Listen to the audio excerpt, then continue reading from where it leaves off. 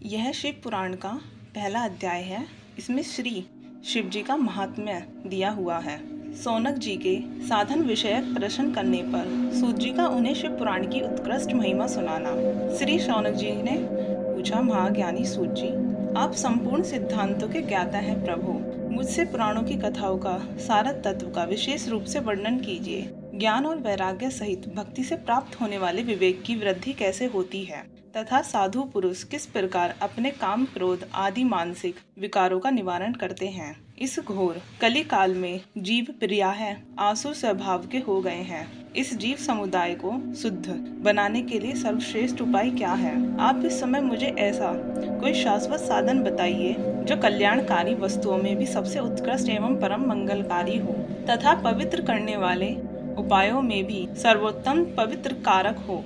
तात वह साधन ऐसा हो जिसके अनुष्ठान से शीघ्र ही अंतःकरण की विशेष शुद्धि हो जाए तथा उससे निर्मल चित्त वाले पुरुष को सदा के लिए शिव की प्राप्ति हो जाए। श्री सूत जी ने कहा, मुनिश्रेष्ठ सौनक, तुम धन्य हो क्योंकि तुम्हारे हृदय में पुराण कथा सुनने की विशेष प्रेम एवं लालसा है। इसलिए मैं शुद्ध बुद्धि से विचार कर तुमसे परम उत्तम शास्त्र का वर्णन करता हूँ। वत्स, वह संपूर्ण शास्त्रों के सिद्धांत से संपन्न, भक्ति आदि को बढ़ाने वाला तथा भगवान शिव को संतुष्ट करने वाला है। कानों के लिए रसायन, अमृत स्वरूप तथा दिव्य है। तुम उसे श्रवण करो। मुने, वह परम उत्तम शास्त्र है। शिव पुराण, जिसका पूर्व काल में भगवान शिव ने ही प्रवचन किया था, वह काल रूपी सर्प से प्राप्त होने वाले महान त्रास का विनाश करने वाला उत्तम साधन है। गुरुदेव व्यास ने सनत कुमार मुनि का उपदेश पाकर बड़े आदर से संक्षेप में ही इस पुराण का प्रतिपादन किया है। इस पुराण के प्रणय का उद्देश्य है कली युग में उत्पन्न होने वाले मनुष्य के परम हित का साधन। यह शिव पुराण परम उत्तम शास्त्र है। इसे इस भूतल पर भगवान शिव का वाड्मय स्वरूप समझना चाहिए और सब प्रकार से इसका सेवन करना चाहिए। इसका पठन और श्रवण सर्व साधन रूप है। इससे शिव भक्ति पाकर श्रेष्ठतम स्थिति में पहुंचा हुआ मनुष्य शीघ्र ही शिव पद को प्राप्त कर लेता है। इसलिए संपूर्ण यत्न करके मनुष्यों ने इस पुराणों को पढ़ने की इच्छा की है अथवा इसके अध्ययन को अभिष्ट साधन माना है। इसी तरह इसका प्रेम पूर्वक श्रवण भी संपूर्ण मनोवांछित फलों को देने वाला है। भगवान शिव के इस पुराण को सुनने से मनुष्य सब पापों से मुक्त हो जाता है तथा इस जीवन में बड़े बड़े उत्कृष्ट भोगों को उपभोग करके अंत में शिवलोक को प्राप्त कर लेता है। यह शिव पुराण नामक ग्रंथ 24,000 श्लोकों से युक्त है। इसकी 7 संहिताएं हैं।